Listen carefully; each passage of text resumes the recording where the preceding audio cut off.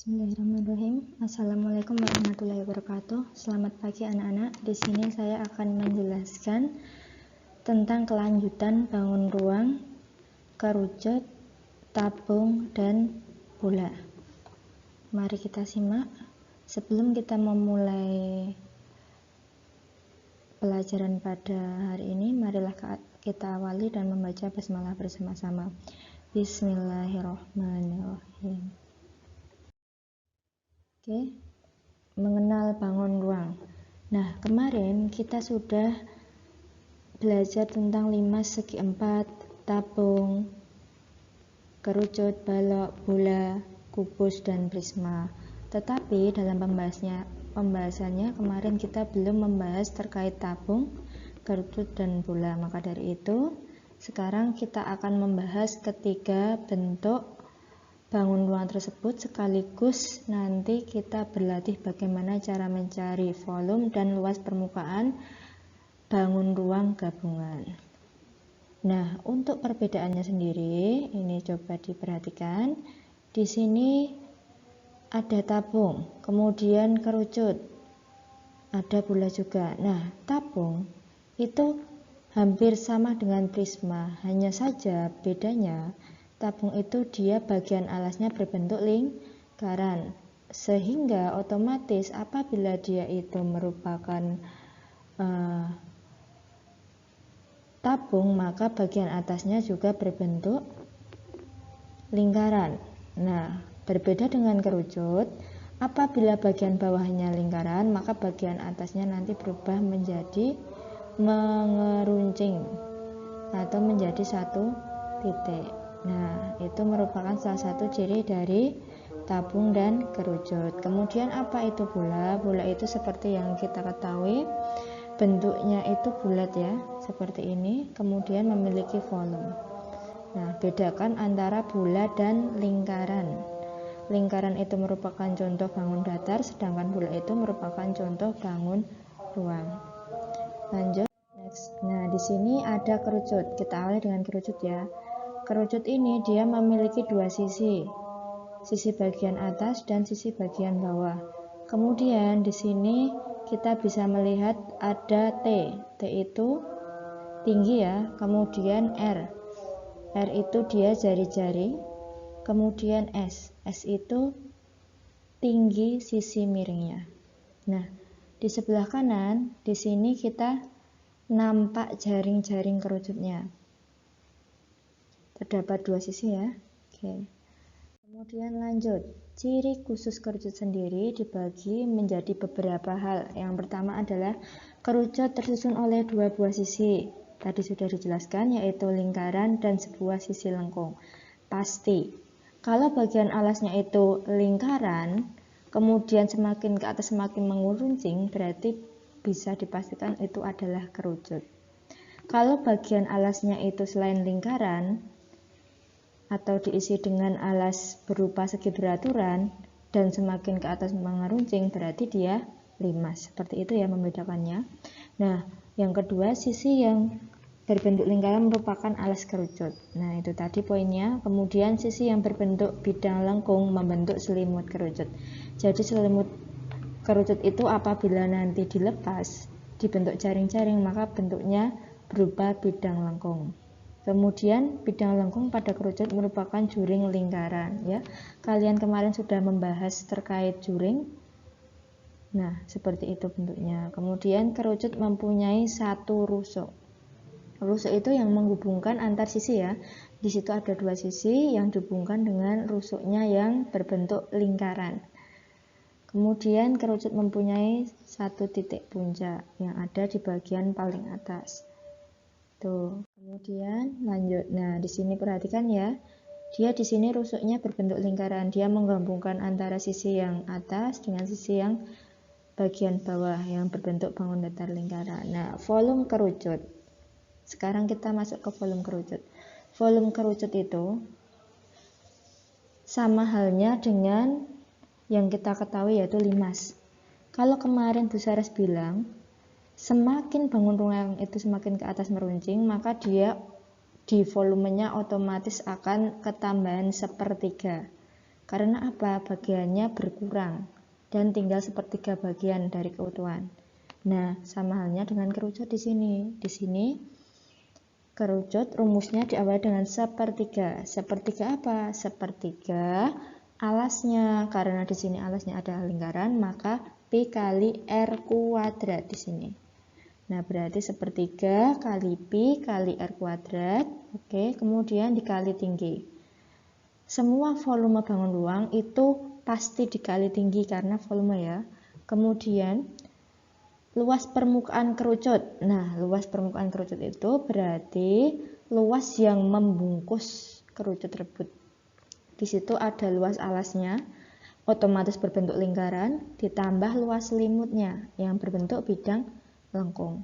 Di sini luas alasnya sama Pi R kuadrat ditambah luas selimut itu rumusnya Pi RS menggunakan tinggi sisi yang miring ini ya. Oke. Sehingga kalau disederhanakan bisa berupa Pi kali R kali buka kurung R plus S tutup kurung ini ya. Titik di sini itu tandanya perkalian. Oke. Lanjut. Kemudian tabung. Nah, kalau kerucut tadi semakin ke atas semakin mengeruncing dan berhenti pada satu titik puncak. Nah, kalau tabung berbeda. Dari alas sampai ke atas, sampai ke tutupnya, dia akan berbentuk lingkaran, gitu ya. Kalau prisma itu, dia juga hampir sama dengan tabung, di mana nanti untuk alasnya yang berbentuk misalnya segi 4, maka semakin ke atas segi 4 dan sebagainya. Maka di sini tidak ada yang namanya rumus sepertiganya karena utuh ya. Nah, di sini perhatikan jaring-jaringnya ya. Di sini ada 3 sisi. 1, 2, 3. Nah, tabung itu terdiri dari 2 lingkaran, alas dan tutup, kemudian 1 sisi yang nanti akan menutupi bagian badan tabung gitu. Nah, di sini ada R-nya, oke, dan di sini ada tinggi. Tinggi itu pasti tegak lurus dengan alasnya. Apabila tinggi itu tidak tegak lurus dengan alasnya, dipastikan itu bukan tinggi, gitu ya. Oke. Kemudian lanjut. Memiliki 3 sisi, yaitu alas, tutup, dan selimut. Itu ciri pertamanya. Kemudian bagian alas dan atas tabung berbentuk lingkaran yang sama besar ya. Harus sama besar, gitu ya. Kalau tidak sama besar berarti dia bukan tabung. Tabung dan prisma itu dia sama bentuknya dan sama besarnya. Semakin ke atas dia tetap sama ukurannya. Berbeda dengan yang namanya kerucut dan limas, di mana dia semakin ke atas semakin mengeruncing dan berhenti di satu titik puncak. Kemudian yang terakhir tidak memiliki titik sudut ya. Karena tabung itu dia tidak menghubungkan 3 sisi, jadi di sana tidak ada sudut gitu. Lanjut. Volume tabung. Nah, volume tabung di sini karena dia utuh maka tidak ada sepertiganya. Nah, rumusnya apa? Berarti alas kali tinggi. Alasnya Pi kali R kuadrat kali T untuk volumenya. Kemudian untuk luasnya berarti gabungan dari 2 lingkaran ditambah 1 tinggi. Tinggi untuk selimutnya. Berarti rumusnya jadi 2Pi R buka kurung R plus T tutup kurung, seperti itu. Kemudian bola. Nah, untuk bola ini itu memiliki beberapa ciri juga. Yang pertama, bangun ini tidak memiliki sudut dan juga rusuk. Kenapa tidak memiliki rusuk? Karena di situ tidak ada sudut dan tidak ada pertemuan antar sisi. Jadi tidak ada area untuk merekatkan seperti itu. Kemudian yang kedua, hanya memiliki satu buah bidang sisi ya. Bidang sisinya yaitu satu keutuhan pada bola. Kemudian lanjut. Volume bola. Volume bola itu 4/3 kali Pi kali R pangkat 3. Diingat di sini pangkat 3 ya untuk volume. Kemudian untuk luas permukaan bola itu berapa? 4 kalinya lingkaran. Lingkaran itu rumusnya apa Bu Saras? Pi kali R kuadrat dikalikan 4. Maka rumusnya akan berubah jadi 4 kali Pi kali R kuadrat itu. Nah, kemudian kita akan membahas bagaimana cara menghitung volume dan luas permukaan dari bangun gabungan. Nah, di sini Bu Saras nanti akan memiliki 4 contoh soal bangun ruang gabungan. Yang pertama bisa dilihat di sini. Di sini terdapat bangun gabungan, di mana di sini diberi keterangan bahwa diameternya 10 cm, kemudian panjang dari alasnya 20 cm, dan tingginya ini 8 cm. Nah, di sini sebelum kita mengerjakan berapa volumenya atau berapa luas permukaannya dan sebagainya, kita harus mengidentifikasi di sini itu ada apa sih bangun ruangnya. Oh, di sini kalau ini dipotong nih. Nah, misal ini nih, ini dipotong di sini. Dipotong. Oke. Ketika ini dipotong. Nah, ketika ini dipotong, maka dia akan terbagi menjadi 2 bagian bangun ruang. Yang pertama di sini. Ini nanti menjadi balok ya, balok. Kemudian yang di sini ini menjadi berbentuk tabung. Jadi kalau misalnya ini bangunnya itu didirikan, maka dia akan membentuk tabung, tapi hanya setengahnya saja, seperti itu. Oke, mari kita hitung volumenya. Yang pertama kita akan mengerjakan bagian volume balok ini dulu. Volume balok itu rumusnya tadi apa? Panjang kali lebar kali tinggi ya. Oke, di situ sudah diketahui panjangnya 20. Kemudian lebarnya itu 10 di sini atau diameternya. Kemudian tingginya 8. Nah, 20 kali 10 kali 8 berarti 200 kali 8, ketemulah 1600 cm pangkat 3. Diingat ya, ini salah, ini dibagi pangkat 3 karena volume itu semua pangkat 3 gitu ya. Kemudian yang kedua, volume setengah tabung, karena ini kalau didirikan itu, nah misal ini kalau didirikan nanti akan berbentuk seperti ini. Nah jika dia itu kan terbaring ya, kalau dia ditegakkan akan berbentuk seperti ini. Nah, kalau kalian perhatikan, ini adalah setengahnya dari tabung, maka kita mencarinya juga. Nah, setengah dari tabung berarti dia ini sama dong di sini. Kalau ini 10 berarti sini 10 ya. Nah, ini 10 berarti jari-jarinya kalau diameternya 10, jari-jarinya 5 gitu di sini ya. Nah, tinggi tabungnya itu 20 cm di sini karena dia ditegakkan. Kemudian kita hitung rumus volumenya. Volume itu rumusnya tadi PR kuadrat kali T, itu untuk yang utuh. Karena ini setengah maka ditambah setengah dari depan. Kok bisa Bu Sarah ditambah setengah? Nah, itu tergantung dari bagian yang mau dihitung. Karena ini bagiannya setengah, maka depan rumusnya boleh ditambah setengah. Bu Saras, kalau ini cuma 1/4, iya boleh. Kalau ini hanya 1/4, maka rumusnya di bagian depan ditambahkan atau dikalikan dengan 1/4, gitu ya. Dikalikan dengan 1/4 agar ketemu volume 1/4 dari bagian utuhnya, gitu ya. Nah, di sini setengah, Pi-nya pakai 3,14 bisa, 22/7 juga boleh, sama saja. Tetapi perlu diingat, kalau misalnya ketika kita bertemu pilihan ganda dan ternyata jawabannya itu hanya berbeda 0, berapa dan sebagainya, maka bisa dibulatkan. Karena apa? Karena Pi antara 22/7 dan 3,14 itu terdapat sedikit perbedaan, jadi itu wajar untuk diterapkan kayak gitu ya. Kalian pasti sudah ingat cara menghitung bagaimana membulatkan bilangan yang tepat, gitu ya. Kemudian lanjut, di sini Bu Saras memiliki kue ulang tahun. Kue ulang tahun ini ada 3, bagian atas, tengah, dan bawah itu berbentuk tabung. Nah, di sini Bu Saras akan mencari volumenya. Berapa volume dari semua kue-kue Bu Saras itu? Maka yang pertama dicari adalah ya, tingginya. Di situ tinggi keseluruhan kue Bu Saras yang ditumpuk itu 45 cm. Kalau dia ada 3 kue di situ yang bertumpuk, maka setiap kuenya itu dia memiliki tinggi 15 cm. Oke.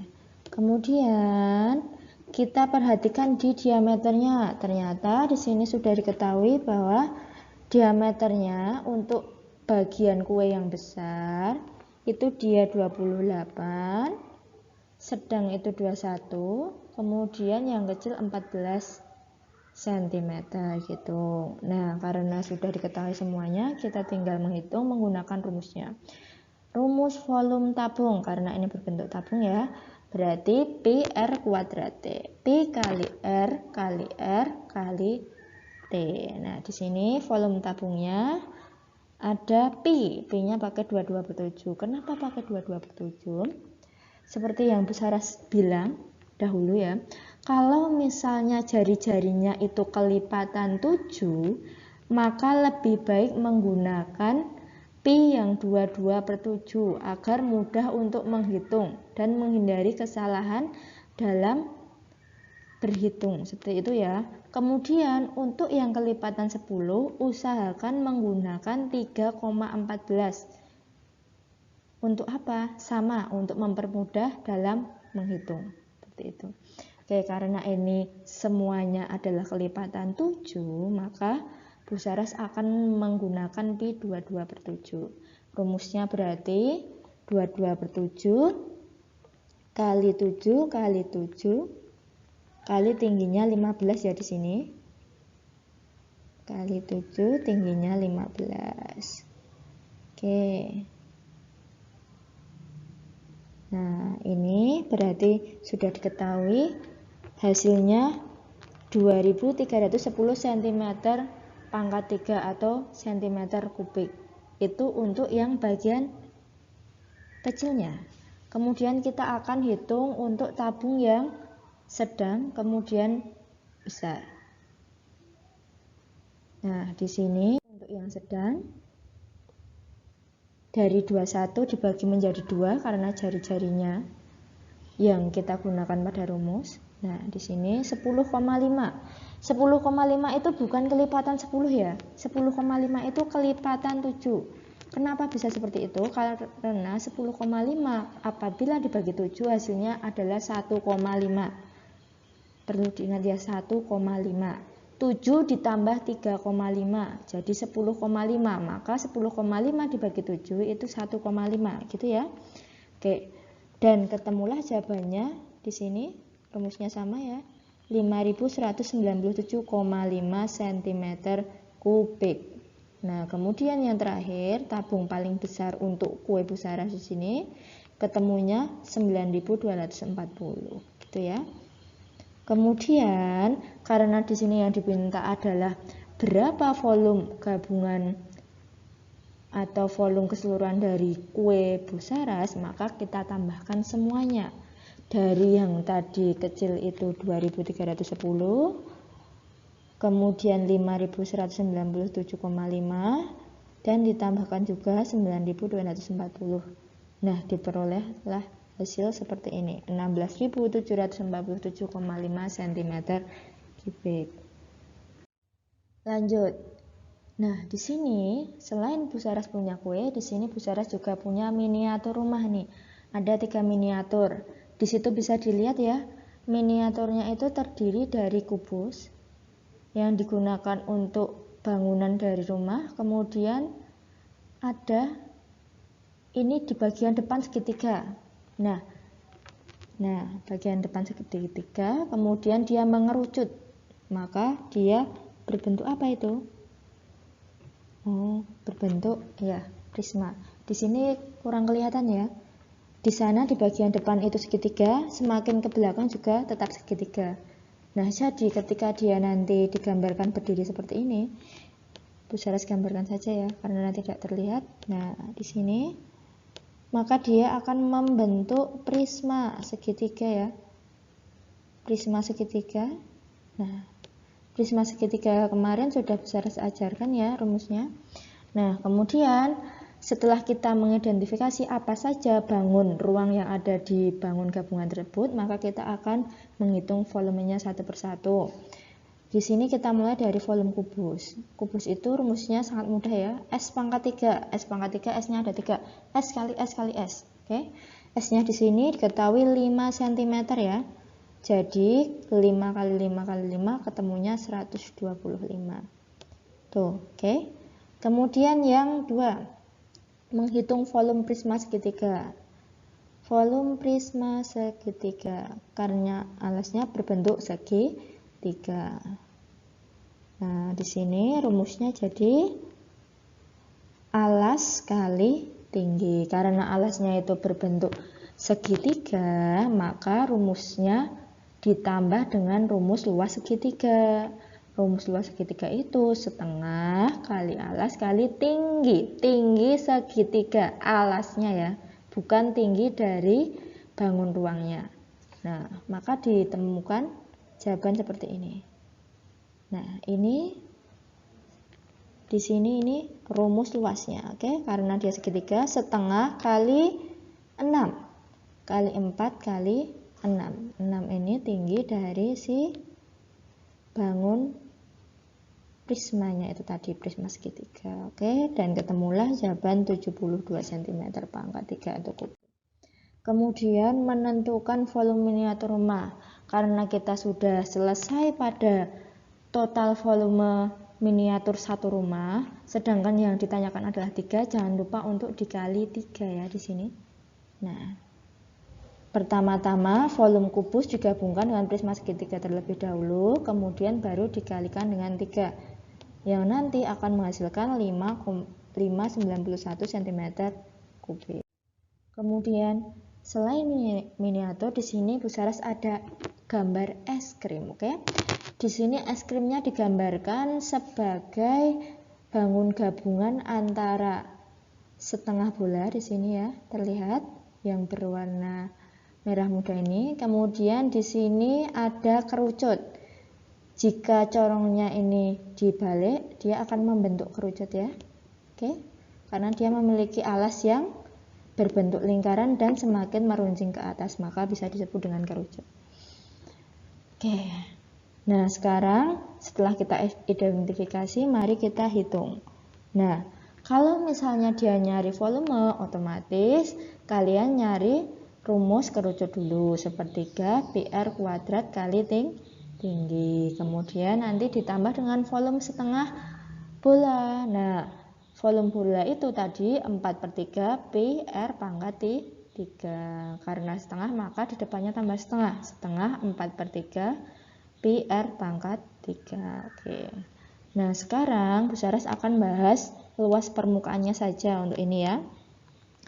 Diketahui panjang diameter es krim itu 7 cm. Diameter ya.